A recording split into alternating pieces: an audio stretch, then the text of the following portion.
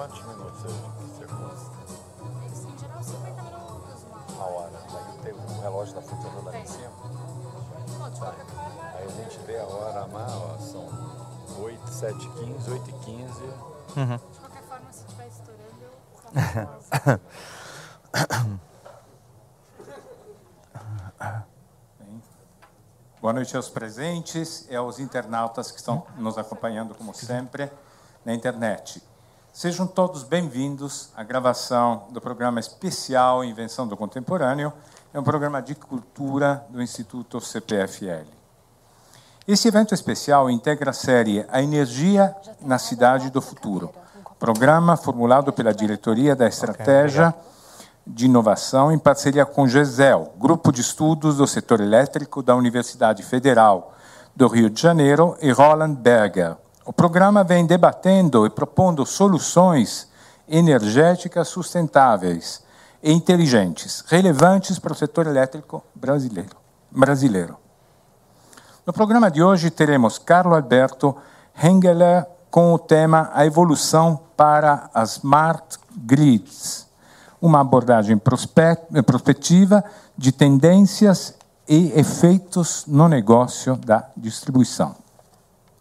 Após o encontro, o convidado irá debater com a plateia, portanto, vão pensando nas questões-chave, né, que vão ser levantadas. Desliguem os seus telefones celulares, por favor. E para falar um pouco sobre o módulo e a série de encontros, e também sobre o palestrante, chamo agora ao palco o curador, o professor Rivaldo José de Castro, que irá conduzir o evento de hoje. Então, vamos recebê-lo com aplauso.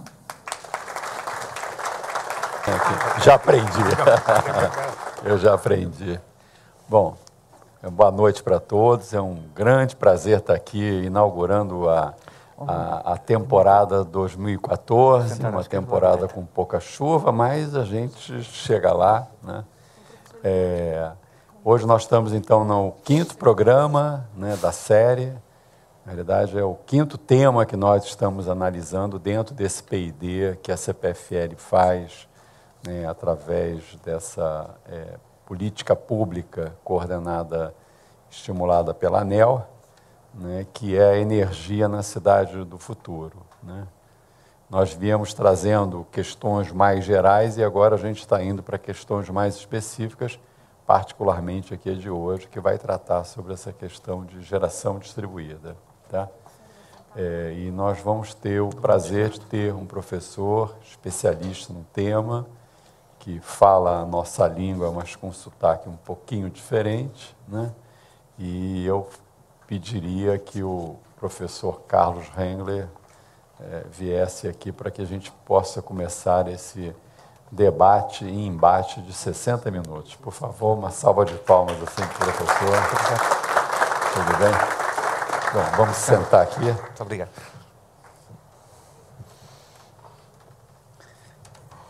Bom, professor, primeiro queria agradecer, eu sei que o senhor vem de longe, de uma terra tão querida para todos nós, né, que é a nossa segunda pátria, para não dizer a primeira, né, e de uma cidade maravilhosa que é Coimbra, né, que ajudou muito a formar a intelectualidade brasileira lá desde o século XVIII, né, praticamente, né. E aí eu queria iniciar, se o professor pudesse me dizer um pouco qual é a sua atividade acadêmica lá naquela universidade tão bonita. Muito bem, muito boa tarde a todos. Eu gostaria de começar por agradecer o gentil convite à CPFL Cultura para participar numa iniciativa tão interessante como esta, de debatermos em conjunto temas da atualidade no âmbito do setor elétrico e energético em geral. E agradecer também ao professor Nivaldo Castro. Eu ia para dizer um velho amigo, mas acho que tenho que corrigir, um antigo amigo, para não ser mal entendido. Eu trabalho no Departamento de Engenharia Eletrotécnica e de Computadores da Universidade de Coimbra, digamos, alma mater da língua portuguesa, se está aqui alguém de Lisboa ou do Porto que me perdoe, não é? E o meu trabalho nos últimos anos tem sido, sobretudo, na área, por um lado, da pesquisa operacional, da otimização e dos sistemas de apoio à decisão, com particular enfoque no setor elétrico e, mais especificamente, na área da promoção da eficiência energética. No nosso Instituto de Pesquisa e Desenvolvimento, designado por Inés de Coimbra, Instituto de Engenharia de Sistemas e Computadores, temos tido o prazer de colaborar com um dos principais atores do sistema energético, em particular elétrico português, a EDP, exatamente na concepção e na avaliação das medidas de promoção da eficiência energética que as empresas do grupo EDP apresentam à ERSE, o nosso regulador dos serviços energéticos, no âmbito do chamado Plano de Promoção da Eficiência no Consumo de Energia Elétrica. Não é? É o PPEC. O PPEC, não é? que tem tido uma ação decisiva ao convocar de forma competitiva os atores do sistema energético, desde as empresas especificamente do setor até agências de energia, englobando também um concurso para empresas que não são do setor, mas com especial interesse, em que, por exemplo, grupos ecologistas, associações de defesa de consumidores, etc. Não é? E, portanto, tem sido muito grata esta colaboração numa área que nos parece absolutamente essencial, que é da eficiência energética. Apesar da aposta a que se tem assistido em Portugal, e penso que agora também no Brasil, nos últimos anos do investimento em geração com fontes renováveis, muito em especial eólica, 1 kWh verde pode ser mal utilizado ou pode ser desperdiçado, enquanto 1 kWh poupado, por definição, é poupado. E, portanto, a questão da eficiência energética é-nos particularmente querida no nosso trabalho de pesquisa. Aí eu queria aproveitar só para esclarecer, esse programa do PPEX é um pouco análogo ao programa de P&D que nós adotamos aqui no Brasil através da ANEEL. Lá o PPEX é promovido pela ERSE, que é a agência reguladora do setor de energia de Portugal. As metodologias que são diferentes, mas são uma expressão de política pública voltada para o desenvolvimento da tecnologia e da difusão da tecnologia no setor de energia elétrica. Tá? Agora, o professor tocou num ponto que talvez seja interessante aqui nós termos uma breve e sucinta descrição da estrutura do setor elétrico de Portugal, para que a gente possa entender que esse desenvolvimento tecnológico do smart grid, das redes inteligentes, possivelmente eles têm motivações diferentes entre o Brasil e Portugal. Eu gostaria de explorar isso, mas para que a gente tenha fundamentos nesse conhecimento, se o professor pudesse, bem rapidamente, explicar como é que é a matriz elétrica de Portugal. Pois, neste momento o mercado está liberalizado, quer na geração, quer neste momento no retalho, no varejo, no segmento da comercialização, com múltiplas empresas. Aliás, neste momento estamos a assistir a um grande incremento, aliás, impulsionado pela legislação, para os consumidores domésticos deixarem o comercializador de último recurso, portanto, cujas tarifas são ainda reguladas pela ERSE, e passarem para um dos comercializadores que estão no mercado liberalizado, portanto, já no segmento, na parte final da cadeia de valor do sistema elétrico, portanto, mesmo no varejo, no retalho. E a matriz, assim, lá, como é que é a composição da matriz? Que me parece que Portugal fez um esforço muito grande de investir em fontes renováveis. Sim, sobretudo, portanto, temos as grandes hídricas. Este grandes, obviamente, tem que ser entendido à dimensão de Portugal e não de um país de dimensão continental como o Brasil. Nos últimos anos tem havido um grande incremento, agora, nos últimos 2, 3 anos, a desacelerar, fruto também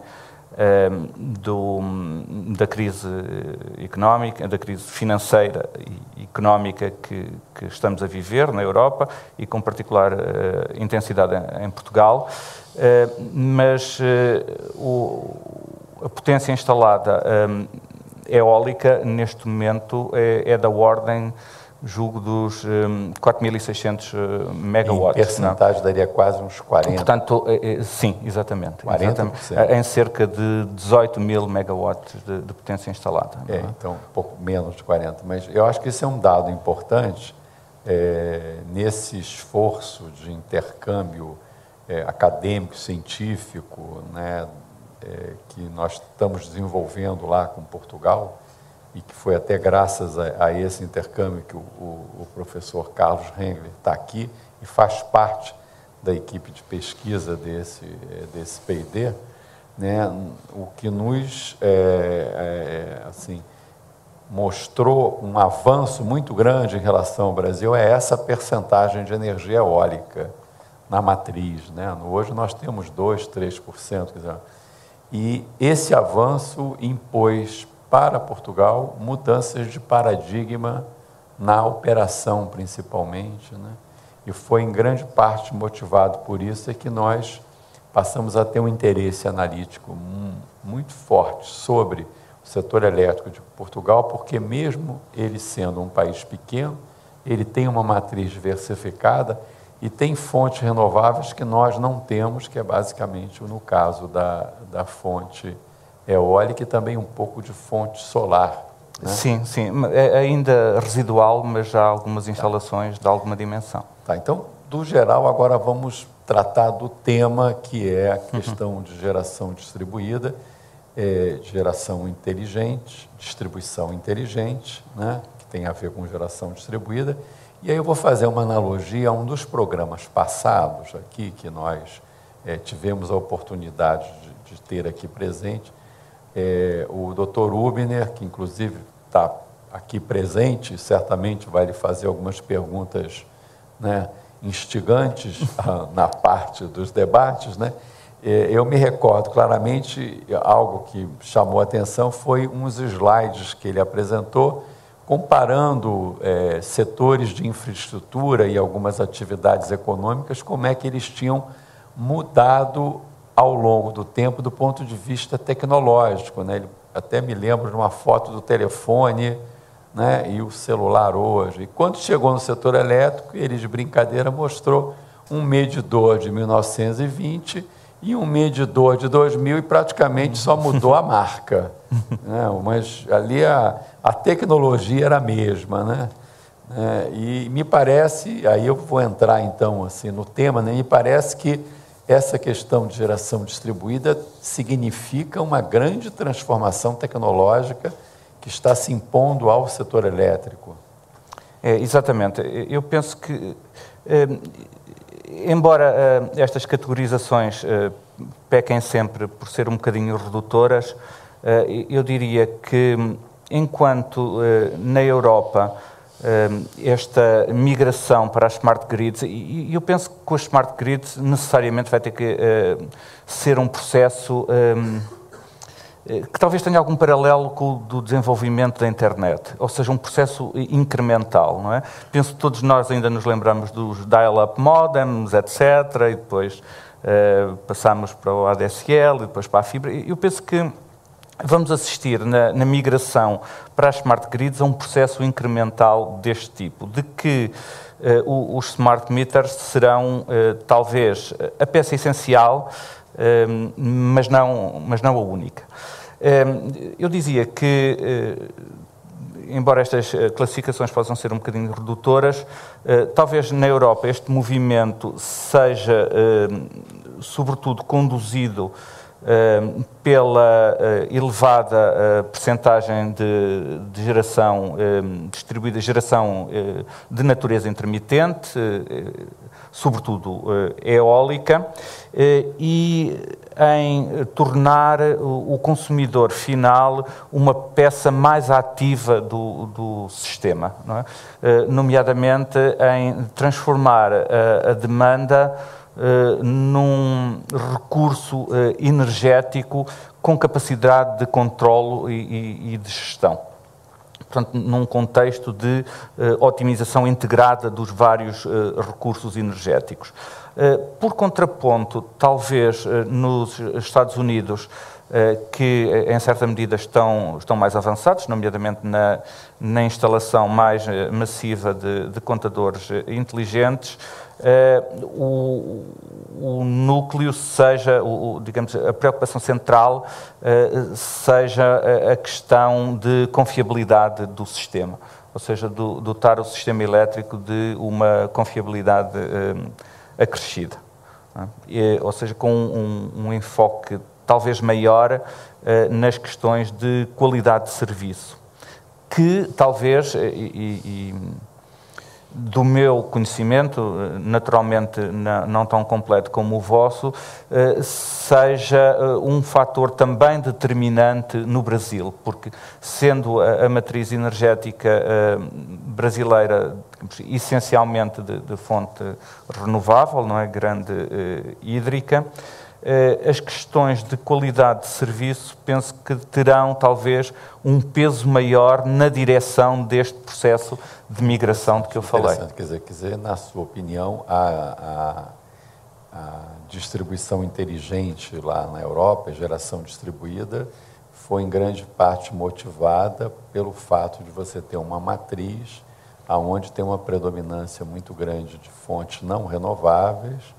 A questão de emissão de CO2 também certamente deve ter contribuído. Né? E enquanto que nos Estados Unidos, e na sua análise, que até nós concordamos, no Brasil uma difusão dessa não vai se dar por esse motivo, porque a nossa matriz é muito renovável, seria em busca da qualidade, a possibilidade de você melhorar a qualidade do serviço. De melhoria dos indicadores de qualidade de serviço. Agora, lá em Portugal, houve também melhoria da qualidade de serviço? Sim, tem havido uma melhoria constante da qualidade de serviço.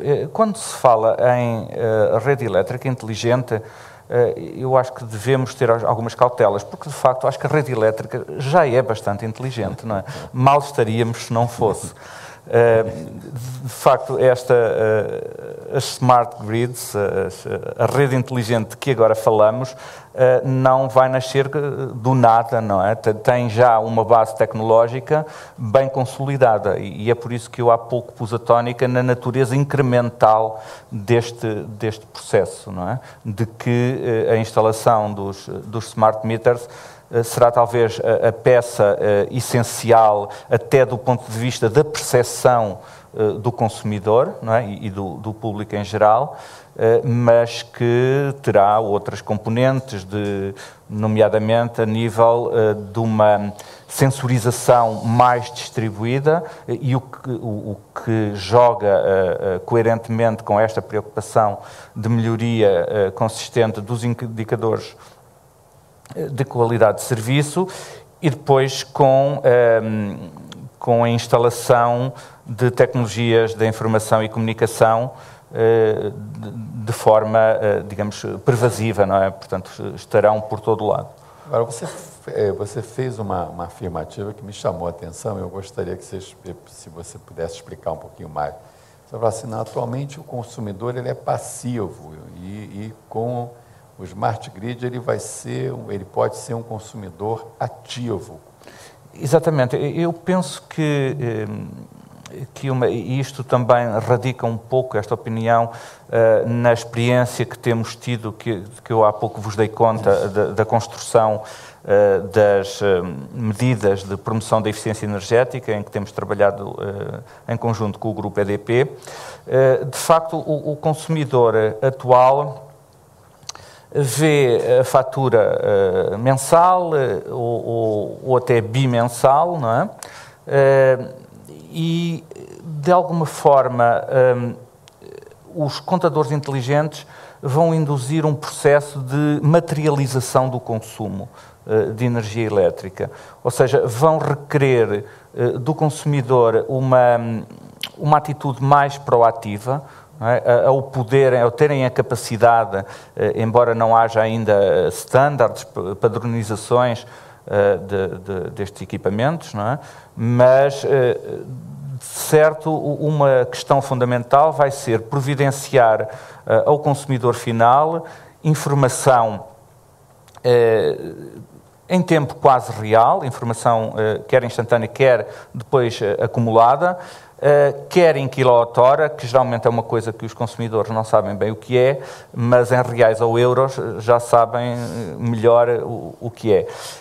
E, por outro lado, dar-lhes a capacidade de, por via da aquisição desta informação, terem a capacidade de controlar melhor os seus consumos, eventualmente havendo eu chamar-lhe para já uma entidade, não é? Algo que pudesse de forma automática jogar com informação vinda da rede, nomeadamente tarifas que na comercialização, eu não digo que refletisse exatamente os preços no mercado grossista, mas que tivessem uma maior variação, quer em frequência, quer em amplitude, e que levassem a um consumo mais inteligente por parte do consumidor final, que tipicamente está muito pouco alerta para estas questões, a não ser quando no fim do mês lhe aparece uma conta um bocadinho exagerada, não é? Quer dizer que no seu argumento, a possibilidade do ente regulador estabelecer tarifas diferenciadas ao longo do dia, certamente poderiam ser melhor entendidas e reagidas pelos consumidores, na medida em que você tenha condições efetivas de ver, sentir e operar sobre esses momentos no uso, por exemplo, dos seus bens de consumo duráveis nas residências. Exatamente. Tirar partido da flexibilidade que tipicamente o consumidor, isto é, todos nós, temos da utilização de cargas no setor residencial, quer cargas com características interruptíveis, ou seja, cargas cuja interrupção de alimentação durante períodos controlados no tempo não degradam demasiado a qualidade de serviço. E estou a pensar em ares condicionados, estou a pensar em aquecedores elétricos de águas quentes sanitárias, por exemplo. Estou a pensar em cargas que podem ser deslocadas no tempo, as chamadas cargas cíclicas, não é? Máquinas de lavar roupa, máquinas de lavar louça, etc., que individualmente têm um pequeno consumo, mas quando agregadas ao nível de uma cidade, podem ter um efeito sobre o diagrama de carga agregado, que pode ser muito interessante para a utility poder dispor dessa flexibilidade, obviamente tendo mecanismos remuneratórios do próprio consumidor que está disponível para fazer ou uma interrupção por um breve período ou um deslocamento do funcionamento das suas cargas no tempo. E do ponto de vista tecnológico, vamos falar assim, desses equipamentos, dessa tecnologia, quer dizer, em que nível nós estaríamos, ou em que nível lá o seu centro de pesquisa vem trabalhando para a criação e difusão dessas tecnologias? Eu diria que estamos, do ponto de vista de implementação tecnológica, a um nível que eu classificaria de incipiente. Do ponto de vista conceptual, tenho aparecido na literatura científica da área muitos trabalhos muito interessantes que têm exatamente esse objetivo, o de, para pôr a questão de uma forma mais simples, do escalonamento de cargas, tipicamente cargas domésticas, e, portanto, vendo-as do ponto de vista agregado, ou seja, as cargas que estão a ser servidas por uma determinada subestação, por exemplo, e fazer uma otimização integrada dos recursos energéticos. Não é? Há algo que, introduzido nesta equação, pode ainda contribuir, para além das tarifas dinâmicas e desta flexibilidade de utilização das cargas, que é o armazenamento. Não é? E estou a pensar não só no armazenamento estático, com baterias, mas numa situação de armazenamento em veículos elétricos. E, portanto, na dupla perspectiva de grid to vehicle e vehicle to grid. Ou seja, o carregamento dos veículos, tipicamente usando as horas de vazio, não é? E, eventualmente, a possibilidade de depois o veículo vender à rede em horas em que, tirando partido das tarifas diferenciadas ao longo do dia. Agora, você está tocando num ponto que talvez nos levasse a esse conceito de geração distribuída, né? Você falou em bateria, para você armazenar. Quer dizer, como é que a gente introduziria agora nesse nosso diálogo aqui a questão da geração distribuída? Ela é complementar à distribuição inteligente? Exatamente, é mais um elemento desta equação. Portanto, temos, por um lado, a gestão da carga, não é?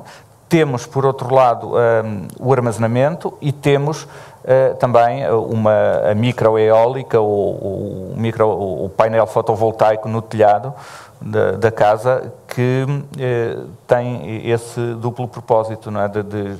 Portanto, de poder complementar a rede e poder servir também para autoabastecimento e ter a tal inteligência local que pudesse decidir quando é melhor armazenar e carregar o carro elétrico, ou vender à rede, ou fazer o deslocamento das cargas para um período tarifário mais favorável, etc. Portanto, esta perspectiva de otimização integrada de todos os recursos energéticos. Interessante. Quer dizer, implica dizer, então, que nós certamente teremos uma grande necessidade de programas computacionais que possam fazer com que esses equipamentos falem entre si e que eles possam otimizar, né, a carga com o preço. Exatamente. Nós temos em curso na Universidade de Coimbra um projeto em que estamos a querer desenvolver já alguns equipamentos, mesmo comerciais, que de alguma forma permitem o controle de cargas. Estamos a tentar desenvolver um protótipo com estas características que eu descrevi brevemente.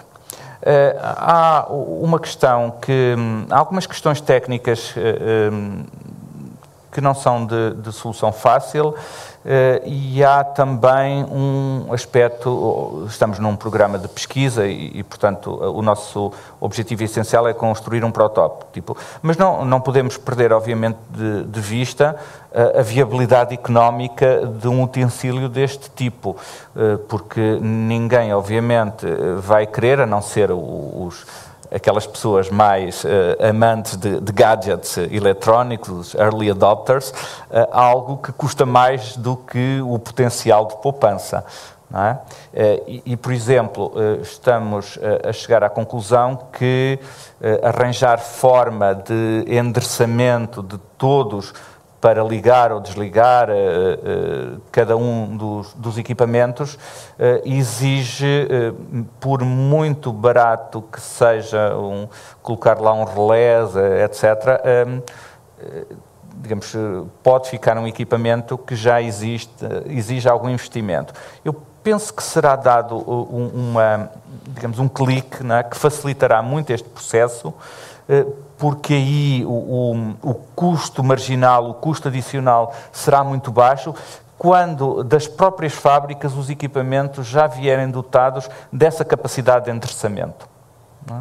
Capacidade de endereçamento, né? Ou seja, exatamente, mesmo que seja local, ou seja, ter a capacidade de ter um aparelho que possa, dotado desta inteligência que eu tenho estado a descrever em traços gerais, e que possa, através de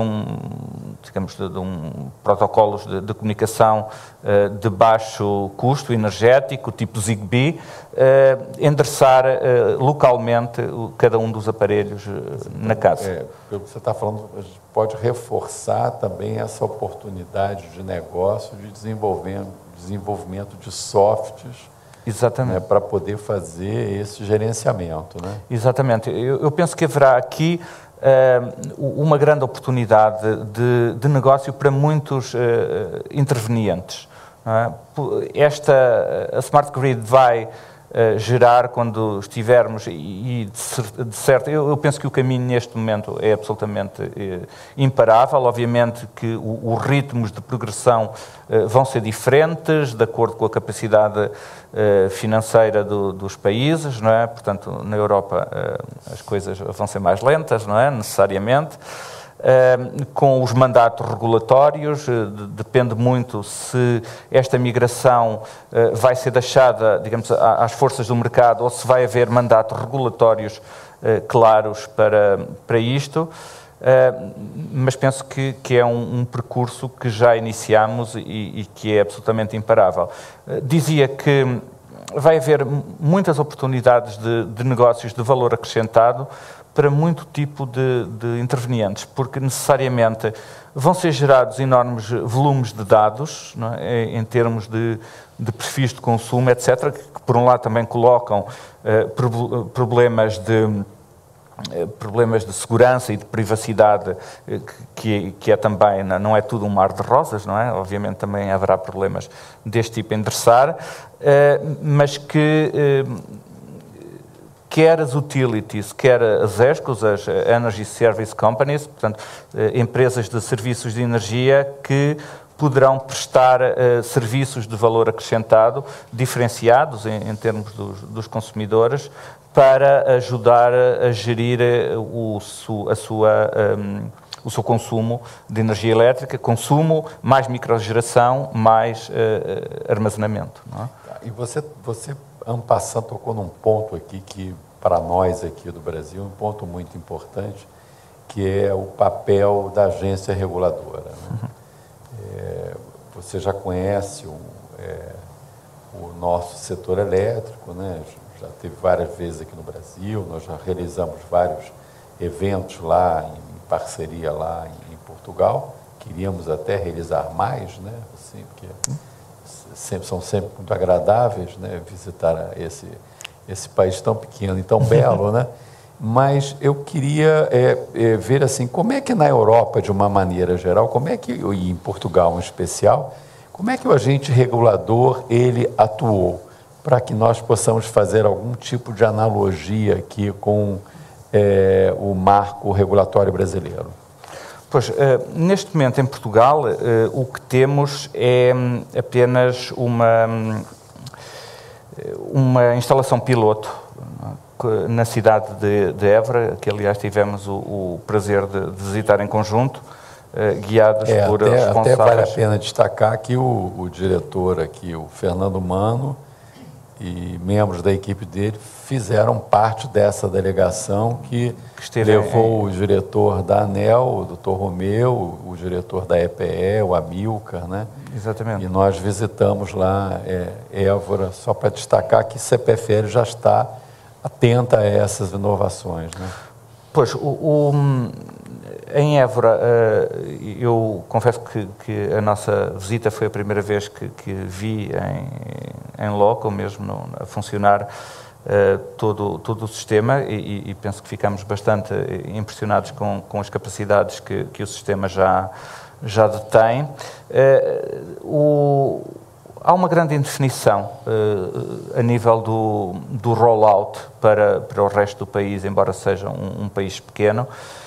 Não houve ainda um mandato regulatório claro para a migração dos contadores inteligentes e das funcionalidades acrescidas das smart grids para todo o país. Portanto, tem estado a ser um processo muito lento.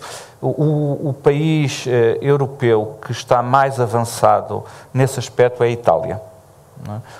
Onde o processo começou em 2001 e houve em 2006 um mandato regulatório claro, compulsório, para a instalação dos contadores inteligentes, que julgo que neste momento já deverão atingir mais de 85% dos consumidores. Há outros países europeus também com intenções. Há a diretiva da Comissão Europeia que o impõe até 2020, embora a diretiva da União Europeia está escrita naquela linguagem dos eurocratas de Bruxelas, não é? E tem uma salvaguarda, ou seja, diz que devem ser instalados até 2020 se as análises custo e eficácia se revelarem positivas, não é? Ora, não é difícil que se revelem negativas, não é? E, particularmente, portanto, nesse momento, não é? Particularmente neste momento. E, portanto, está a haver algum abrandamento em relação a este processo de migração, cuja face mais visível para o consumidor é exatamente a instalação dos medidores inteligentes. Há na Europa talvez diversas motivações relativamente diferentes de país para país, não é? Segundo sei, a Dinamarca é neste momento o país que tem maior investimento em projetos de smart grid, quer per capita, quer por quilowatt-hora consumido, quer na Dinamarca, na Suécia e penso que também na Noruega, uma das motivações essenciais é a disseminação dos veículos elétricos. Em particular, a Noruega é talvez o país da Europa com o maior incremento de taxa de posse de veículos elétricos. Em Espanha, a literatura aponta sobretudo a qualidade do abastecimento como o fator essencial da migração para as smart grids. Em Portugal, eu diria que para além do tal papel mais ativo do consumidor de que já mencionámos, a integração das fontes renováveis é talvez o driver, para falar em português, essencial. A Itália, talvez a redução das perdas não técnicas, ou seja, um eufemismo para furtos de energia elétrica. Lá tem muito carioca lá na Itália. Então. Tem muito latino, não é? Tem muito latino. Carioca. Na Holanda é sobretudo a melhoria técnica e a indução de uma certa mudança do comportamento do consumidor, não é? No sentido de um consumo mais eficiente. Em França tem sido, sobretudo, o aumento da informação prestada ao consumidor, as questões de controlo e gestão da demanda e também um incremento do mercado retalhista, não é? Portanto, da parte da comercialização. Olha, interessante, professor, quer dizer, esse quadro que mostra como a difusão dessa tecnologia é praticamente inevitável, nós vamos avançar. Mas as experiências num continente que hoje é unido, elas se dão de uma maneira totalmente diferenciada. Né? Mas o professor colocou um aspecto que talvez fosse bom a gente olhar um pouco aqui para o modelo brasileiro. Né? Quer dizer, na realidade, para a realidade brasileira. Né? Você falou na questão de custo, né? Essa relação custo-benefício. E todos esses países têm rendas per capita bem maiores do que o Brasil, e algum desses países estão sofrendo mais do que outros a questão da crise financeira, né?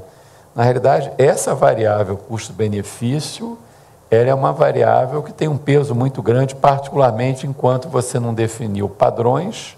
Exatamente. E você ainda não tem uma escala produtiva desses bens e desses softwares, né?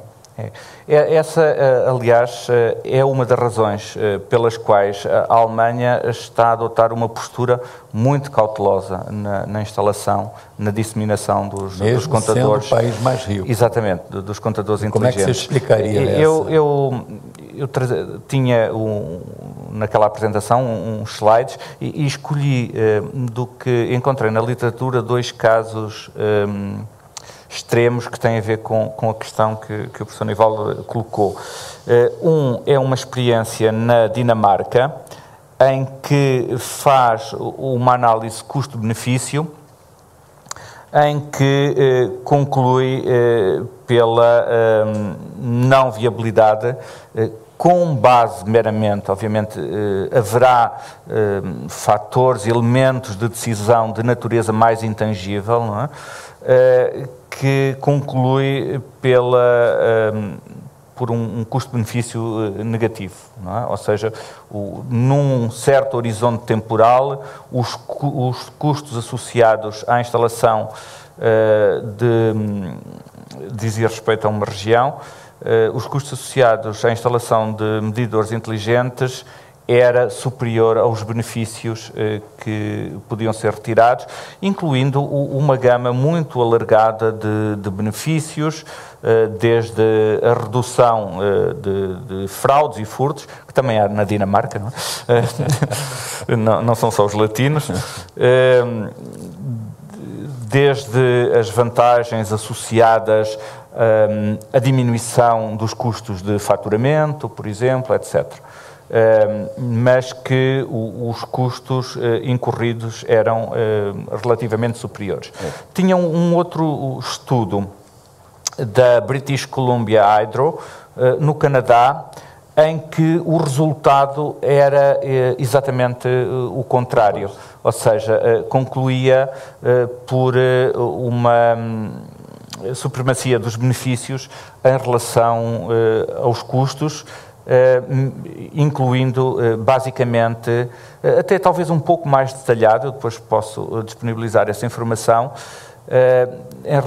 incluía um menu relativamente vasto, não é, de benefícios, que tem a ver com a diminuição de fraudes, a um nível mais significativo do que nós pensaríamos em relação ao Canadá, com a questão dos custos de faturamento, com a questão de aferição dos consumidores, com a questão da capacidade de fazer remotamente operações de desligar, religar, etc. Não é? E aí, no cômputo geral, era amplamente positiva a decisão. Obviamente que o estudo dinamarquês, que concluía pelo valor negativo na análise benefício-custo, também depois fazia uma análise de sensibilidade baseada em cenários, ou seja, há ainda muita incerteza relativa a muitos dos custos, também derivada da falta de padronização que mencionou, portanto, em certos cenários, o valor negativo do benefício-custo caía dentro da margem de incerteza que era cenarizada. Eu acho que é importante a sua colocação no seguinte sentido da questão do cálculo dos benefícios, né? Porque como isso é uma inovação tecnológica que cria um novo paradigma, talvez os benefícios sejam diretos, principalmente indiretos, sejam difíceis de quantificar e de precificar numa relação com os custos, porque os custos são concretos, quanto é que custa aquele equipamento, né? Então, acho que tem esse aspecto. Agora, do ponto de vista dos equipamentos, o fato de que se você tiver uma padronização e uma escala, isso eu acredito que você vai ter uma curva de custos decrescente muito mais rápidas e significativas. Exatamente. Estou convencido disso, que a escala e a padronização vão, de facto, induzir que os custos, quer os custos de investimento, quer depois os encargos associados à gestão e manutenção decresçam nitidamente. E se, como toda a literatura científica da área indica, os volumes de diversidade e quantidade de dados gerados propiciarem o aparecimento de novos nichos de negócio de valor acrescentado, não é? Nomeadamente ligados à gestão energética, penso que, do ponto de vista societal, os custos vistos numa perspectiva societal serão amplamente compensados. Professor, também vale a pena destacar na sua exposição, já em vários momentos foi citado esse elemento novo, que é a quantidade de informações que podem ser gerados e que podem gerar benefícios, né, a partir da distribuição inteligente dos medidores, porque realmente você passa a ter uma radiografia instantânea e ao longo, né, de todo o dia útil, de como é que se comporta o padrão de consumo da determinada residência, do determinado consumidor, né? Pois, não só no ponto de consumidor final, mas ao longo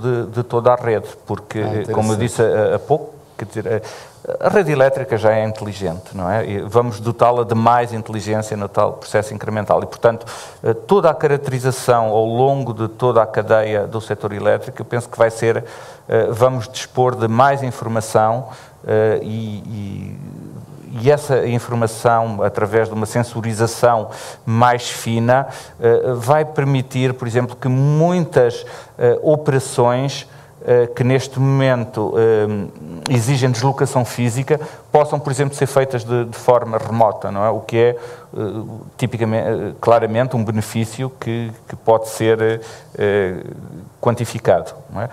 De facto, esses volumes de dados vão necessariamente ser gerados. Há problemas, e já também alguma literatura sobre isso. Vão haver problemas de segurança e de privacidade, não é? E que, obviamente, vai ter que haver uma regulação relativamente estrita sobre isso, não é? Quer dizer, se toda a gente começa a saber que o meu padrão, o meu diagrama de carga da minha habitação indica que eu nunca estou em casa das tantas às tantas horas, quer dizer, não me agrada nada que isso seja conhecido assim, ou possa ser conhecido por muita gente, não é? Mas isso, por outro lado, permite que sejam caracterizados determinados perfis de consumo que permitirão, de certo, que haja ofertas comerciais adaptadas a esses perfis de consumo. Particularmente com tarifas diferenciadas. Com tarifas diferenciadas. Não é? Agora, o professor tocou num ponto, se a gente pudesse explorar um pouquinho mais, né, que realmente nós estamos analisando muito o lado do consumidor, né, e não estamos olhando isso ao nível da rede, né? E como aqui o Grupo CPFL tem concessionárias, né, com redes muito capilares, particularmente porque a área de concessão é uma área que tem níveis de renda e DHs bem acima da média nacional. Talvez a gente pudesse, se o professor pudesse desenvolver um pouco mais esse aspecto da rede, porque a rede é inteligente, mas ela tem custos afundados, né? Ela já tem investimentos que você fez ali, né? Dentro de um determinado paradigma, né? Quer dizer, eu entrar com um novo paradigma, eu não vou ter um problema da amortização do investimento que eu fiz, quer dizer, talvez se a gente usasse, logo no início o professor colocou bem, não, isso aqui é incremental, será que... Eu penso que essa questão do incremental é a chave. Portanto, neste momento, a CPFL e as empresas sabem, todos nós estamos habituados ao padrão de funcionamento habitual da nossa rede elétrica, não é? Em que temos a nossa geração centralizada, fluxos de potência tipicamente unidirecionais, redes de distribuição radiais. Obviamente que este novo paradigma para o qual caminhamos vai necessariamente tornar a rede de gestão mais difícil, mais complexa. Não é?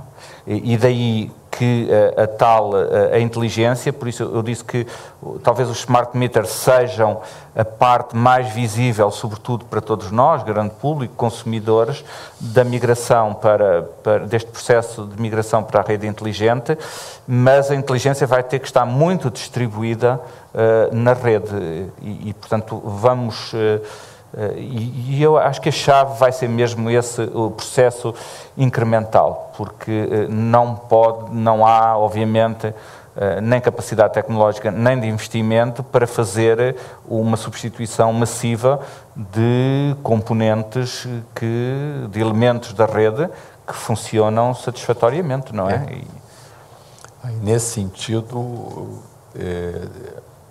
o papel da agência reguladora, né, de você introduzir certas inovações regulatórias no sentido de ampliar a velocidade da difusão, por exemplo, com taxas de retorno mais elevados, prazos de amortização menores, né, porque se nós vamos mudar de paradigma tecnológico, nós também temos que mudar o paradigma regulatório para que você, particularmente na medida que a gente não tem um padrão definido, né? Exato. Pois.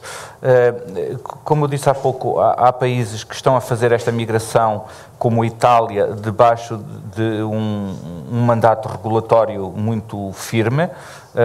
Há outros, como a Inglaterra, o Reino Unido, Inglaterra, Irlanda do Norte e Escócia, que estão a fazê-lo num contexto de mercado, não é? Tipicamente, eu estou a falar sobretudo ao nível da distribuição, de competição na distribuição. Agora, aqui eu concordo inteiramente, o papel do regulador do setor elétrico é absolutamente decisivo na marcação desse ritmo de evolução, não é? E, de facto, o grau de recompensa, digamos assim, às empresas que vão mais longe nesse processo será decisivo para o ritmo de avanço deste processo.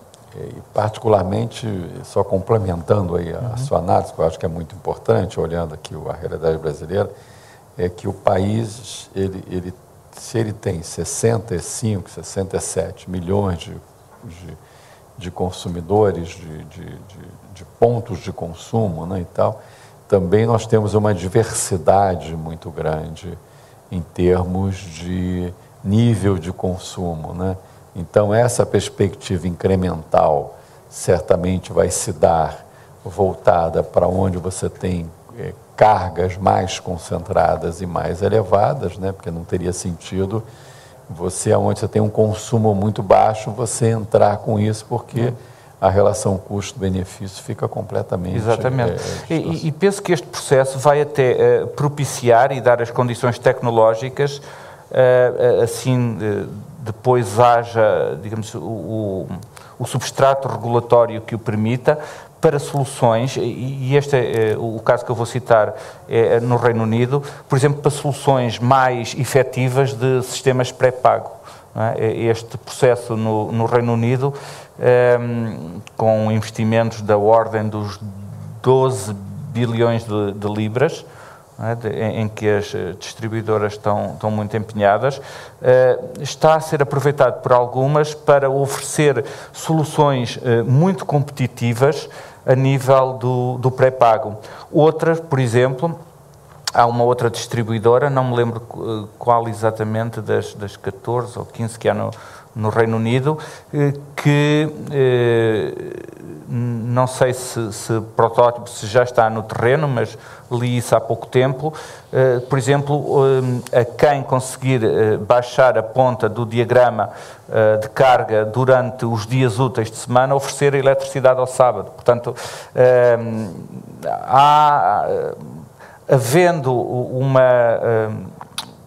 mandato regulatório claro, havendo a base tecnológica instalada, depois cabe também às utilities e às empresas de serviço de energia a inteligência de oferecer soluções, a capacidade de inovação de avançar para soluções que, obviamente, sejam do agrado dos consumidores. Não? Bom, professor, nós vamos encerrar aqui esse primeiro tempo do nosso...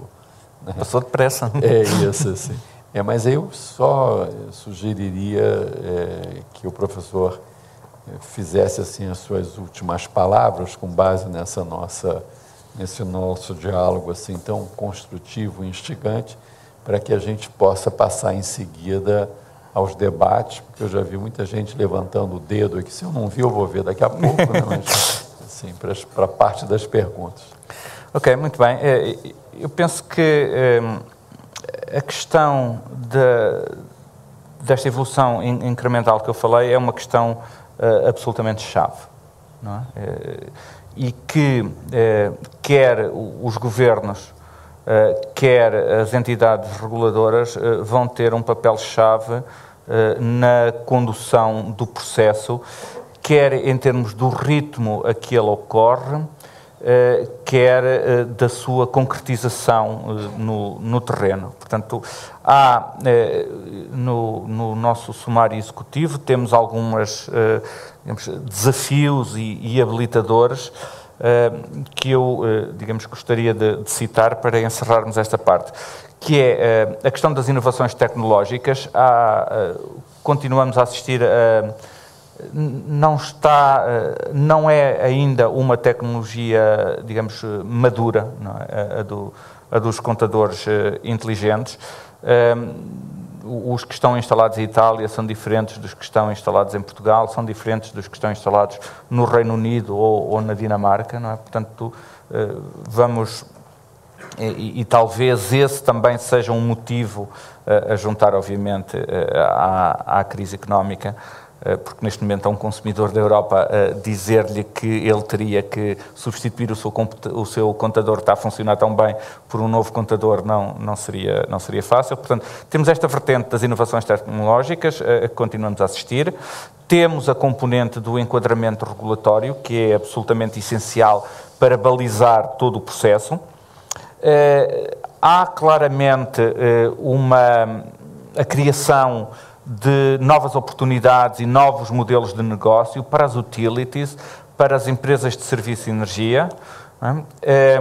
Há a necessidade da criação, para além da questão da standardização de equipamentos que já falei, de soluções de tecnologias de informação e comunicação específicas para este propósito.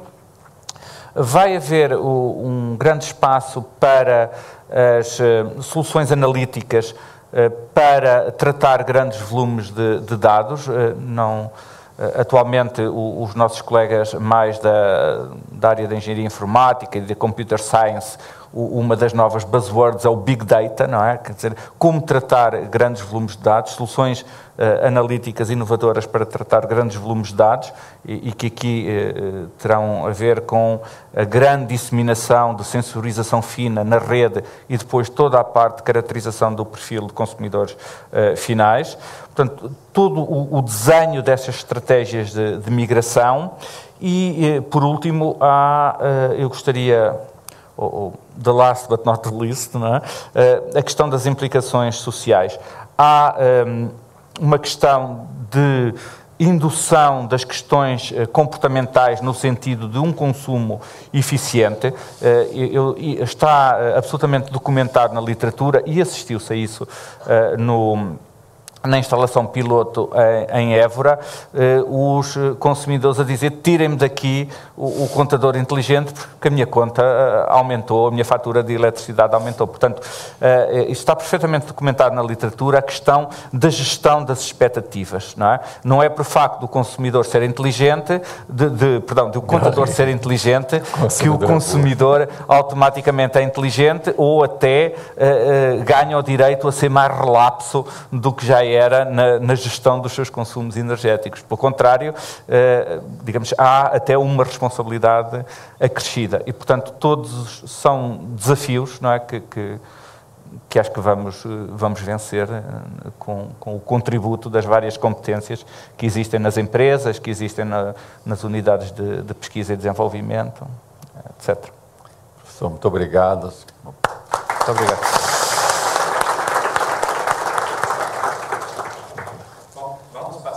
Agora para as perguntas, se vocês tiverem algum esclarecimento, gostariam de saber mais, vamos aproveitar a presença do professor Carlos Alberto. Então, levantem a mão, aguardem alguns segundos que a câmera chegue até vocês. Nós temos, inclusive, perguntas da internet. Então, vamos passar para, digamos que, fazer de modo que as perguntas sejam mais objetivas possíveis, para que todo mundo possa participar. Obrigado. Ele já tem uma pergunta aí. Vamos começar com...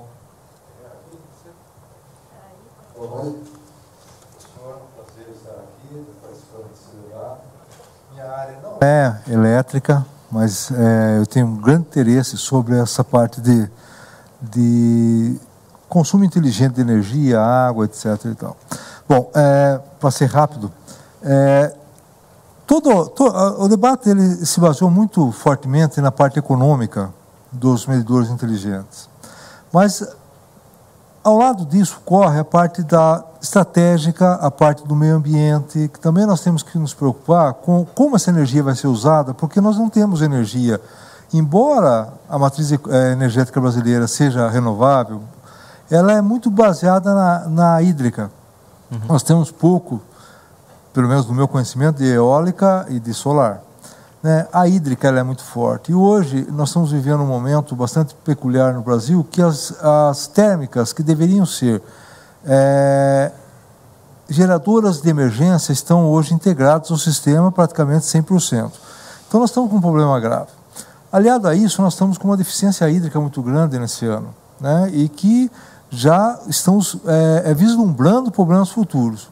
Então, não deveríamos também pensar um pouco na parte estratégica e na parte de meio ambiente, já que nós estamos tão cobrados com relação ao carbono que colocamos na atmosfera e que nós estamos usando demais esses recursos e de forma não inteligente. Então, sair um pouco do aspecto econômico, um pouco mais do aspecto estratégico e de meio ambiente, também não seria um apelo muito forte para buscarmos essa tecnologia? Sim, é verdade. Aliás, eu disse que na Europa, em particular em Portugal, uma das principais motivações é, de facto, a integração na matriz geradora de geração baseada em fontes renováveis, e como tal de natureza variável, intermitente, ou seja, o sol nem sempre brilha, mas a gente sabe que de noite não brilha, não é? Portanto, já não é mau. Mas o regime eólico também em Portugal é muito variável e, por exemplo, não tem a produtibilidade que tem os parques eólicos aqui no Rio Grande do Norte ou no Ceará, não é? E, de facto, uma das motivações essenciais é exatamente essa, não é? A diminuição dos gases de efeito de estufa no respeito pela estratégia 2020 da Comissão Europeia, não é? Que nós temos, de aumento de 20% até 2020, aumento de 20% de renováveis, diminuição de 20% dos gases de efeito de estufa e de incremento de 20% da eficiência energética. E a questão que colocou, e eu estou completamente sintonizado com essa preocupação, prende-se muito com aquilo que eu tentei transmitir logo no início, que é o papel essencial que eu atribuo, e eu estou a pensar sobretudo na realidade portuguesa, mas eu julgo que também se pode transpor isso em certa medida para a realidade brasileira, que é a utilização racional dos recursos energéticos. É essencial. Ou seja, uma das motivações que é muitas vezes referida na literatura da área é que agora temos um paradigma baseado em a geração segue a carga, ou seja, a carga, a demanda aumenta, lá vamos nós construir mais uma central a gás natural ou eólica, ou em alguns países a carvão, e portanto andamos sempre a correr atrás da demanda que vai aumentar. Por outro lado, este novo paradigma assente nas redes inteligentes, eu penso que vão, e isso é apontado na literatura da área, propiciar o movimento contrário, ou seja, a carga vai seguir a geração. Okay? Ou seja, vamos tentar modelar a carga para tentar adiar, pelo menos adiar ou evitar termos que reforçar a geração e, consequentemente, reforçar toda a infraestrutura que está associada à geração. E, portanto, nesse sentido, é que eu disse que o quilowatt-hora poupado é o quilowatt-hora mais limpo que há, não é?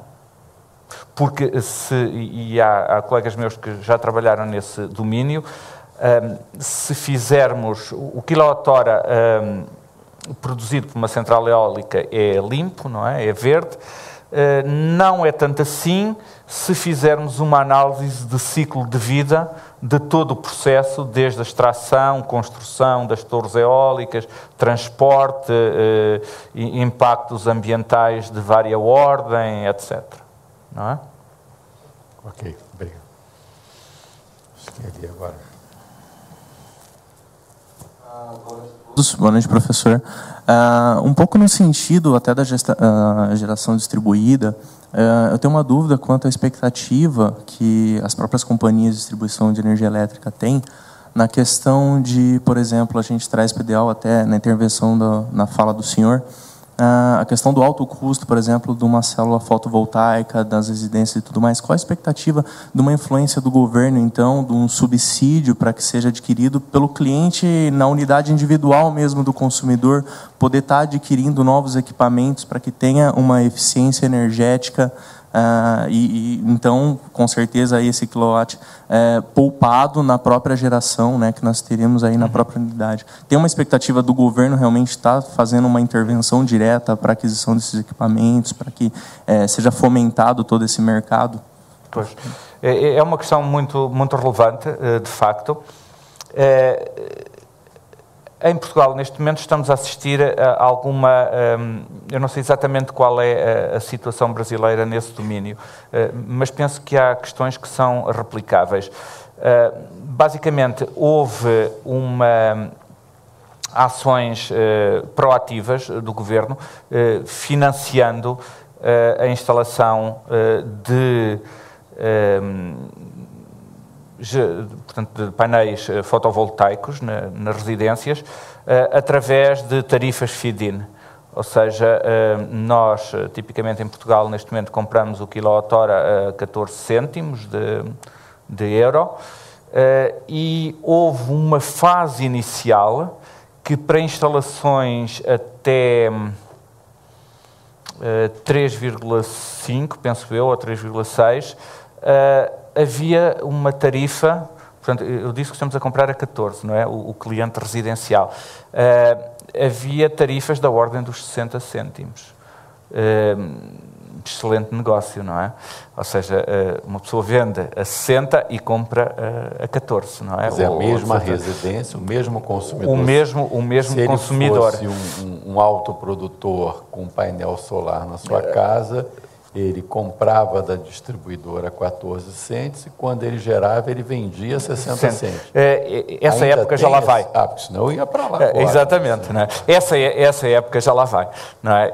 Portanto, a legislação mudou, mas só para dizer que houve políticas proativas e, porventura, demasiado, não é? Porque quem paga são todos os consumidores, não é? Que estavam a pagar isso.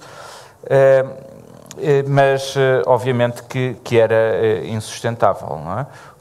Era também limitado o número de instalações que foram permitidas, não é? E, neste momento, há uma nova legislação sobre a microgeração, em que tem que se consumir localmente, portanto, penso que o máximo é 3,68 kVA, e 3,68 kW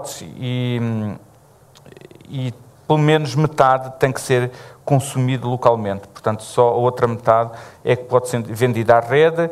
A tarifa ainda é superior à tarifa de compra, mas depois tem um período, penso, de 5 anos, a partir da qual decresce tipicamente linearmente para uma tarifa igual à da rede. Não é?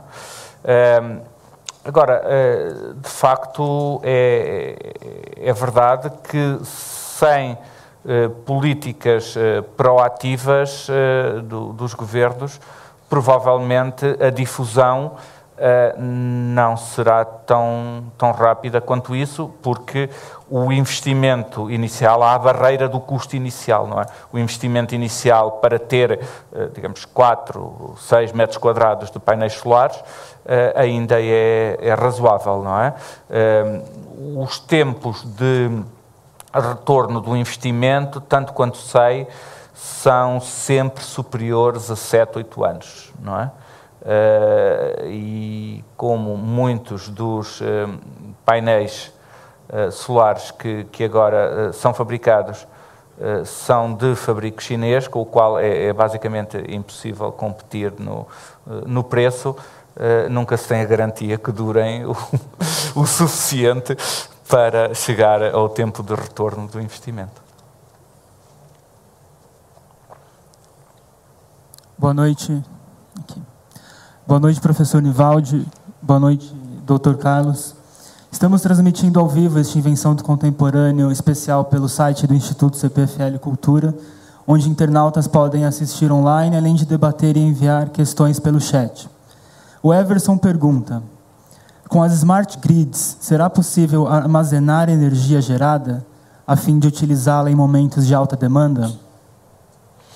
Eu penso que o armazenamento, a capacidade de armazenamento local vai ser dos aspectos mais importantes das smart grids, quer em baterias estáticas.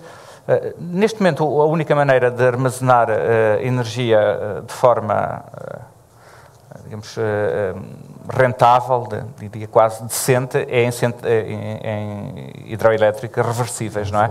Mas eu penso que a nível local já há muitas experiências em que, quer com baterias estáticas, quer no vehicle to grid que eu citei há pouco, vai ser claramente um aspecto essencial para a tal otimização integrada de todos os recursos energéticos. Portanto, gestão da carga flexível, armazenamento, microgeração local. Não é?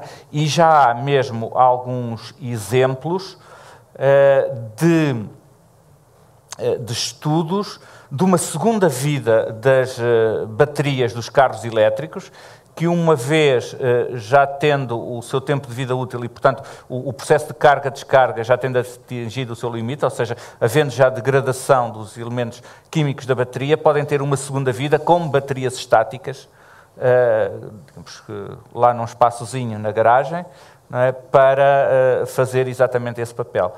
E a questão de um armazenamento disseminado numa escala apreciável, não é, significativa, eu penso que é um elemento que mudará qualitativamente o negócio da eletricidade. Não é? Portanto, o armazenamento vai ser quer em baterias estáticas, quer vehicle to grid, vai ser, carregamos à noite e não precisamos dele, vendemos à rede a uma hora em que a tarifa nos seja favorável, vai ser uma peça essencial que as smart grids nos vão dar, digamos, o substrato tecnológico que torna execuível isso.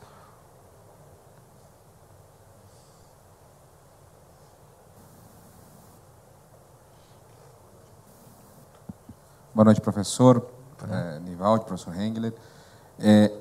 Acho que a minha questão tem muito a ver com essa confusão de definições que temos hoje do que é smart grid, do que é smart meters. Acho que tem muito overlap aí e talvez a gente perca de vista o que não é overlap e talvez a gente devesse analisar um pouco mais esse ponto. O professor mencionou aqui a análise custo-benefício do smart meter. Em alguns casos a conta fecha, em alguns casos a conta não fecha e as motivações são diferentes. Agora, eu queria que o professor explorasse um pouco os outros elementos do Smart Grid, que vão para além do Smart Meter do consumidor final. São atuadores, são sensores na rede de mais média tensão, 13.8 kV, etc. E, possivelmente, nesses casos, o caso do custo-benefício talvez já esteja fechando. Então, eu queria que o professor falasse um pouco sobre isso e dos aspectos regulatórios associados a esses novos investimentos. Pois, por isso é que eu disse que, embora seja talvez o aspecto mais visível, a questão da instalação dos smart grids, ou seja, no consumidor final, eu penso que um dos aspectos essenciais também vai ser a sensorização fina da rede ao longo de toda a cadeia, que em certa medida já existe, e daí eu ter dito que a rede, nos casos em maior ou menor escala, que a rede elétrica já é relativamente inteligente.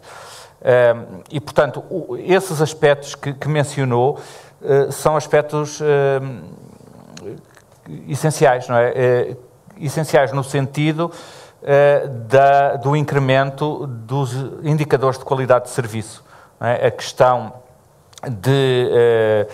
e essa é uma das principais motivações que eu mencionei do incremento das smart grids nos Estados Unidos. Não é? A melhoria da confiabilidade, a gestão de avarias, a capacidade de detecção remota e mais fina e mais em tempo real de perdas, não é? E falo de perdas técnicas e de perdas não técnicas, portanto, questões de desligamento, religamento de ligações, quer respondendo a situações de congestionamento. Não é? Sabemos que depois da manhã vai haver um jogo da Copa e provavelmente aquela zona vai ficar congestionada e ter a capacidade de antecipadamente fazer religações, não é? Portanto, neste caso planeado, mas também em resposta a uma situação de avaria, não é? Portanto, uma capacidade de atuação remota de chaves normalmente fechadas ou chaves normalmente abertas, e, portanto, tudo isso de modo a assegurar a segurança de abastecimento e os requisitos de qualidade de serviço e o aumento da confiabilidade. Portanto, eu acho que, de facto, tem razão, talvez seja esse o ponto mais visível. Mas para as utilities, para os operadores de rede, a questão da inteligência ao longo de toda a cadeia, eu penso que vai ser um aspecto essencial para a melhoria da eficiência operacional de todo o sistema. Exatamente.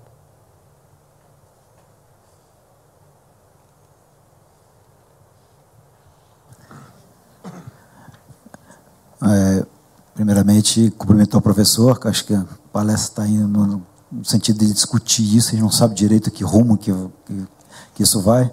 E a minha visão, que eu acho que o Smart Grid, que você colocou bem, que isso vai ser uma coisa incremental igual a internet. É a primeira vez que eu fui apresentada a tal da internet, eu falei assim, esse negócio não vai pegar. Esse negócio aí era uma coisa tão quadrada, não tinha esses, né, sistemas operacionais, com gráfico, com nada, era um negócio fechado, quadrado, eu falei assim, esse negócio não vai funcionar. Hoje, eu já penso que bobagem, eu não enxerguei nada, né, disso aí. E eu acho que questão de smart grid é o seguinte: vai acontecer, as empresas querendo ou não, o regulador querendo ou não. O regulador pode até antecipar alguma coisa, determinado incentivo que vai colocar. Agora, o máximo que ele pode fazer é não atrapalhar. Ele não acredita em padronização para isso. Eu acho que a padronização vai ser assim: eu quero que os meus medidores que vão colocar na distribuidora me deem informações tais, tais e tais, que eu quero ter um controle sobre requisitos de qualidade, sobre custo de energia e tudo. Além disso, o céu é o limite. E eu acho que tudo que a gente deve fazer é não atrapalhar que a indústria desenvolva, que as coisas aconteçam e vão acontecer. E o consumidor vai saber usar isso adequadamente. Eu não tenho dúvida nenhuma que vai, ou seja, ele vai utilizar isso tudo. Eu já fico pensando o que será o papel da distribuidora. Eu estava discutindo aqui com o Wilson, daqui a 20 anos, ele imagina o que vai ser a CPFL. Entendeu? Ele falou assim: não, eu acho que 10 anos já estou em dúvida. Eu acho que essa evolução vai ser muito rápida, muito rápida. Então, eu acho que assim, o esforço grande vai ser o regulador correr atrás de mudar a regulação para se adaptar a essa possibilidade, a essa evolução que vai acontecer e verificar até forma, que pode ser que daqui a pouco a CPFL assim, eu ofereço a minha rede de graça, eu não vou cobrar mais para instalar a rede, colocar tudo, e o regulador me dá liberdade aí que eu vou criar e vender uma série de outros serviços que com certeza vão pagar a rede, que vai poder fazer isso aí. Né? Então, eu acho que essa evolução, isso que eu queria que você comentasse, eu não sei o que vai acontecer, como vai acontecer, mas a minha visão é essa, ou seja, eu acho que quanto mais o regulador, quer dizer, vai ter que correr para acompanhar, e eu acho que as empresas também não vão ter que esperar o regulador dar o sinal, não. Eu acho que quem sair na frente, buscar um caminho desse, com todas as limitações que tem agora, mas não adianta que se eu vou fazer isso aqui, eu vou fazer um novo negócio, a ANEEL vai capturar 90%. Ela vai mudar rapidamente, quando ela vai enxergar que isso vai trazer um benefício geral para todos os consumidores, que no final vai ficar mais barato para ele também. Por isso que eu gostaria que você comentasse mais se tem alguma visão dos que já estão acontecendo, essa experiência piloto, como vocês já tem de Évora e outros lugares na Europa, e onde se instalou muito foi induzido realmente pelo Estado, né, no caso da Itália e tudo, mas eu acredito que isso vai acontecer, a gente queira ou não, a empresa queira ou não, e o regulador queira ou não. Pois, exato, eu concordo, eu acho que o movimento sente-se que é imparável, não é? Mas, de facto, há nuances, não é? Enquanto em Itália houve um mandato regulatório nesse sentido, por exemplo, em Inglaterra, a evolução está a ser deixada ao jogo das forças de mercado, não é? Agora, de facto, eu acho que essa sua expressão foi muito curiosa e muito interessante, de se o regulador não atrapalhar, de facto já faz um grande serviço. Não é? E concordo, de facto, o movimento vai ser imparável, vai haver oportunidade para questões de inovação tecnológica, vai haver oportunidades para questões de ofertas comerciais de valor acrescentado. Eu penso que o consumidor final vai beneficiar e penso que tem que lhe ser dada essa perspectiva, que vai beneficiar, embora, de facto, como eu salientei há pouco também, há experiências reportadas de que expectativas exageradas, não é, nomeadamente na questão dos medidores inteligentes, geraram depois alguma frustração, não é? E isso está reportado na literatura. Há um estudo muito interessante não sei se é da Accenture, se é da Capgemini, eu penso que é da Accenture, que fez um inquérito junto a gestores de empresas elétricas de todo o mundo e também a consumidores, e enquanto a questão dos consumidores era sobretudo o impacto na conta e os custos de instalação, portanto, aspectos com os quais todos os intervenientes, desde os reguladores, às empresas, às associações de consumidores, que em alguns casos têm um papel muito importante, às empresas de serviços de energia, dizia que os gestores das empresas elétricas tinham, sobretudo, o objetivo essencial na melhoria da gestão operacional do sistema, a restauração de falhas de abastecimento, a redução dos custos de leitura de medidores. Portanto, há aqui uma gama muito vasta de benefícios percebidos para todos os intervenientes, não é? E agora dependerá muito, eu acho que este processo de migração, este processo incremental, vai ter características diferentes de acordo com os países, porque há aqui questões que se prendem com questões, diria, quase culturais, não é? De como funcionam os sistemas e as suas relações com os consumidores em cada um dos países. Mas, de facto, vai acontecer, não é? É essa a percepção absolutamente definitiva.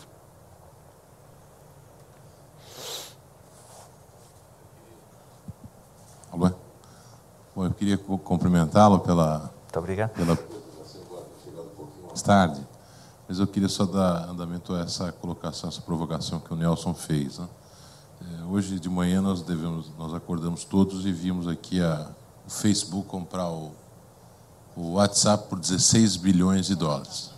Na verdade, ninguém sabe como é que ele vai pagar isso, mas ele tem claramente um modelo de negócio, ou tem um ambiente de negócio que permite a ele pagar e compartilhar essa compra com seus acionistas, que especialmente porque ele tinha uma estratégia também de defesa com relação à perda de consumidores do Facebook. Eu acho que funciona assim no tema do Smart Grid também, do Smart Meter ou do Smart Grid. Na verdade, esses são instrumentos, são meios para que as empresas fiquem mais eficientes e possam ganhar mais dinheiro. Então, se ela não tiver a perspectiva de ganhar dinheiro, ela não fará. E eu acho que aí é um pouco da provocação ao próprio Nelson, porque, às vezes, a agência atrapalha nisso. Ela vê a perspectiva de uma rentabilidade maior, ela quer capturar antes de que você tenha condição de viabilizar aquele investimento. Então, eu acho que esse é um ponto. E a segunda é o do próprio consumidor. Se as concessionárias não forem capazes de oferecer ao consumidor produtos que possam utilizar aquele equipamento e ele perceba uma vantagem para ele, você falou assim, ele corta lá 3 dias durante a semana e recebe alguma coisa no fim de semana. Esse que ele vai receber, ele tem que ter, é uma vantagem para ele. Porque se ele não perceber vantagem, ele não vai usar. Então, a gente tem que... E se aquele equipamento é importante para que a concessionária possa controlar melhor ele, gerir melhor a sua carga, controlar as perdas, as não técnicas, etc., ela há de criar produtos que façam ou despertem o interesse do consumidor. Então, eu acho que a lógica tem que ser, no final das contas, uma lógica de negócio sustentável. Porque senão ele se desmorona no tempo. Você fez uma referência com relação às ocorrências de incentivos na Europa. Eu acabei de voltar do nosso IPO da Renováveis há 6 meses atrás, e a única coisa que a gente colocava é, olha, no caso brasileiro, não há incentivo. Nós conseguimos desenvolver geração eólica, principalmente biomassa e PCH, de forma competitiva, sem nenhum incentivo do governo. Na verdade, o governo dá um incentivo para o consumidor especial para comprar essa energia e que faz bem para o planeta, porque não tem carbono, etc. Então, de novo, eu acho que a lógica, eu acho que me preocupa sempre muito quando, para introduzir determinada tecnologia, precisa de um subsídio. Porque a hora que você tira esse subsídio, aquele negócio não para em pé. E quando não para em pé, em algum momento, ou o consumidor não pagou, e se não pagou e não pagará, o contribuinte haverá de pagar. Exatamente. Isso não funciona. Isso não funciona. Então, e aí a minha única pergunta para você. Falou assim, na Europa, que a gente imagina que... na Europa, eu diria assim, é um campo de testes melhor, porque é um continente mais estável, cresce menos. A União Europeia abarca lá um conjunto eu diria assim, mais fácil de padronizações, etc. Mas, no entanto, Você falou assim, olha, na Itália instalou determinado tipo de medidor, no Reino Unido um outro tipo, na Dinamarca um outro tipo. Aí é uma confusão, né? Nós deveríamos ter na partida, né, uma discussão com 1, 2, 3 padrões, e aí obviamente aquele padrão melhor, ele é que nem eu me lembro, isso é do meu tempo, não é de vocês, assim. Tinha o Betamax e o VHS. O Betamax era muito melhor, tá certo? Exatamente. Mas o VHS era mais comercial, era mais barato, etc. O pessoal deu um ano, no segundo ano já não tinha mais dúvida qual sistema que ia prevalecer. Assim funciona com isso também, né? Tem que haver um mínimo de padronização para que as empresas possam se organizar em torno de um dos padrões. Acho que nós estamos vivendo num mundo que a plataforma tem que ser global, não há que se fazer. Nós já tivemos a experiência ruim aqui no Brasil de criar algumas reservas. Esse negócio, de novo, não se sustenta no tempo, né? Então, a minha pergunta é por que está demorando tanto para que a gente tenha um esforço, eu diria assim, mais robusto de padronização desses protocolos, dessas tecnologias, para que elas possam ser absorvidas pelas empresas? Pois, eu concordo inteiramente com a parte inicial da sua intervenção.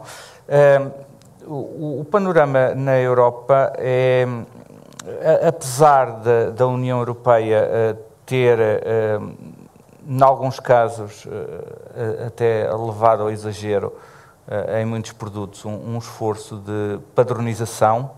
De facto, neste caso, a evolução para as smart grids deixou aos países uma margem de liberdade bastante grande e que não conduziu a que os contadores inteligentes que estão instalados em Itália sejam exatamente iguais, ou os que tenham exatamente as mesmas funcionalidades, etc. Ou seja, cada um dos operadores nacionais acabou por adotar, porventura até para privilegiar a indústria nacional, não é? De adotar contadores com grande...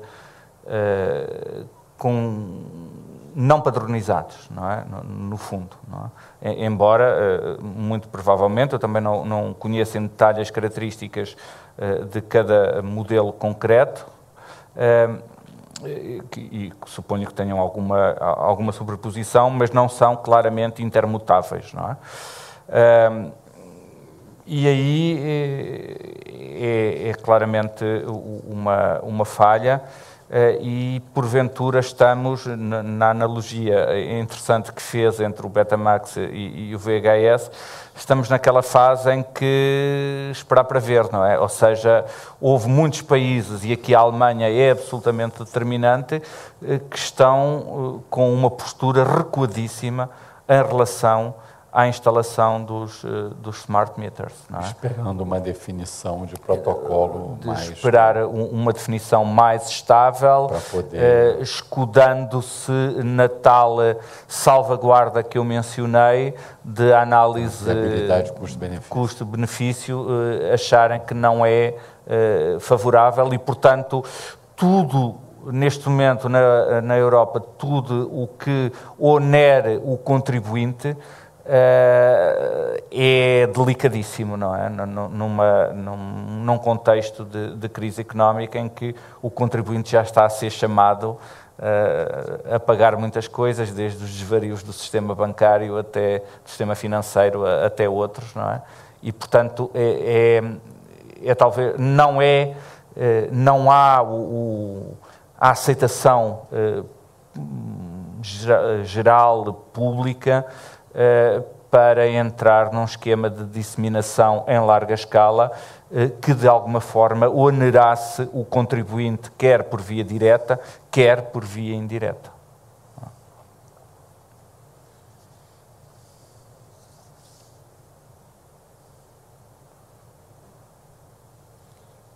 Professor Carlos, professor Nivaldi, primeiro eu queria agradecer pelas apresentações, pelo debate. E a minha pergunta pega um pouco o gancho no que o Rubner falou e no que o Wilson falou. A gente enxerga, né, as redes inteligentes, smart grids, como uma boa oportunidade de ganho de produtividade, eficiência e qualidade, mas, ao mesmo tempo, novas oportunidades de serviços e modelos de negócio para as distribuidoras. Então, nesse sentido, a minha pergunta para o professor Carlos vai no sentido de como é que ele enxerga, eu queria que ele detalhasse um pouco mais que oportunidades de serviços ele enxerga para as distribuidoras, com base nos exemplos europeus, e aí talvez comentar que utilities europeias têm mais avançado nesse sentido, e também nessa linha o papel da distribuidora nesses próximos 10, 20 anos, como é que ele enxerga isso daqui para frente. Pois, eu penso que a exploração do tal volume de dados de que eu falei, que vai ser necessariamente gerado pela disseminação das tecnologias de informação e comunicação, digamos, que acompanham a instalação dos medidores inteligentes e de toda a sensorização fina na rede, vai permitir oferecer esse tipo de serviços como digamos, um aparelho que seja instalado na casa da pessoa, que lhe faça a otimização de acordo com um certo perfil de consumo, que lhe faça o escalonamento automático das cargas, ou seja, ele parametrizar que quer o veículo elétrico carregado às 7h30 da manhã, que tem aqui um slot de tempo onde quer que a máquina de lavar funcione, de lavar a louça porque precisa da louça lavada a este instante, ou que precisa da máquina de secar roupa, que esteja o programa determinado a este instante, e isso já é execuível, né? Digamos, nós já temos conceptualmente os modelos, os algoritmos que podem fazer isso, não é? E não é assim tão difícil fazê-lo, embeber isso num dispositivo que o possa fazer. Por outro lado, o veículo elétrico vai ser uma carga importante, não é? E a agregação, a gestão otimizada do carregamento de veículos elétricos, não é? Vai poder ser também, pela importância da carga, vai ser necessariamente também uma grande oportunidade de venda de serviços de valor acrescentado. A possibilidade de haver uma entidade agregadora entre, por exemplo, digamos, um bairro, não é? Ou um bairro, não é? Ou uma série de bairros ligados a uma subestação, onde há uma série de veículos elétricos que, num certo período de tempo, se sabe que estão disponíveis para, num contexto de veículo to grid, ceder energia à rede e, portanto, providenciar serviços de regulação secundária, digamos, já também é execuível, não é? Ou seja, prospectivamente achamos que é execuível, temos a capacidade de desenvolver modelos, de desenvolver algoritmos que façam a gestão otimizada desses fluxos. Portanto, penso que foi o doutor Nelson que disse que a imaginação é o limite, não é qualquer coisa equivalente. De facto, uma vez dotados desta infraestrutura tecnológica, eu penso que vão surgir necessariamente serviços, uns mais dedicados a determinados perfis de consumidor, porque necessariamente o consumidor com um veículo elétrico vai ter uma capacidade de diálogo com a rede diferente do consumidor que tem apenas eletrodomésticos mais convencionais, não é? E depois serviços que agregações de consumidores podem prestar à rede. Não é? Se tivermos uma quantidade já razoável de veículos elétricos agregados que possam prestar esses serviços de regulação secundária, provavelmente não vai ser necessário entrar em funcionamento uma central a gás, a ciclo combinado, a pôr mais uma turbina a funcionar, por exemplo, porque nós conseguimos oferecer isso através da agregação de uma série de veículos elétricos que nós remuneramos para fornecerem energia à rede a um preço mais acessível do que entrar em funcionamento ou seja, requerer isso do lado da oferta. Portanto, penso que vamos todos ganhar, acho eu. E obviamente, se não forem dadas contrapartidas aos vários intervenientes, não é? Nomeadamente aos consumidores finais, que lhes deem a percepção que também têm a ganhar, vai ser... ou seja, perdemos todos nessa circunstância, não é? Eu penso que isto tem que ser um jogo win-win.